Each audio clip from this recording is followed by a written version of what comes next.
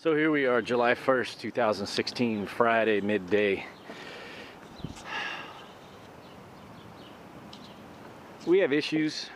We got issues. We all have issues. What's going on with the bees? I figured I'd give you guys a quick bee update and give you an insight as to what wax moths look like. If you're a new beekeeper and you don't know, see, that's a bad sign already. See that? Did you see that yellow jacket go into this hive? Well, I gotta break this hive down. This is a dead hive right here. Queen's been missing a long time. Several weeks. And see that?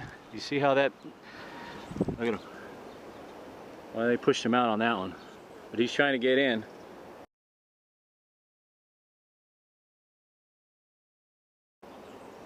To rob it. So that little wasp, look, there's another one. They're trying to get in there to rob it. This hive's doing really well, super strong. They can defend themselves. This hive here has been queenless for so long.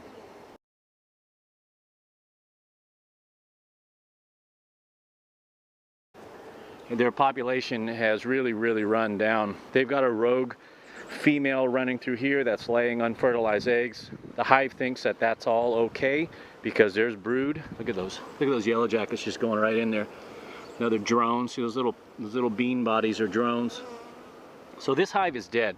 I need to break this one down. My friend Superfly Bee Guy made me a nuke. The problem with that dying hive, when they think they have a queen, even though it's not a viable queen that's laying fertilized eggs, they won't make the effort to make a new queen cell. And I've placed the last 3 or 4 weeks, 4 weeks probably, I've put frames from the right hive that are full of brand new eggs and larvae. I stick it in there and they make no attempt at making a queen cell. They just raise that brood like it's their regular brood. So I stopped doing that a couple weeks ago. Asked my friend Superfly Bee Guy if he could make me a nuke, and he did. So we're gonna put this from a 5-frame into a 10-frame box, but we're gonna take a look at some wax. So I'm out here right now dealing with some frames from that dying hive, and you can see the webbing that's spun there. Let me see if I can find you a larva. The problem is when the hive gets weak, oh, there's one right there. When the hive gets weak, they're not able to defend themselves. Look, the freaking yellow jackets are just going nuts. Let me get a tool here and I'll dig this open and show you a lot. So we do get quite the variety of bees here at the feeding station. Of course, you get your typical honeybees. Get your wasps. Yeah, the yellow jackets are in there. Get your nice, cute little, oops, sorry buddy. Nice little fuzzy black bumbles. But these damn yellow jackets I don't particularly care for. Oh, there's a couple of them in there. But I suppose they serve a purpose, so for right now they're going to be left alone. There's a good one right there. He's just about ready to turn into a moth and lay more claim to more comb. So if you're a new beekeeper and you're wondering what a wax moth is or what their larva looks like, this is bad. Okay, everything you're seeing here is bad. And if you dig through, what they do is they tunnel through the wax. Yep, there's one right there. And they, see if I can get him out. There it is. And they just take over the hive.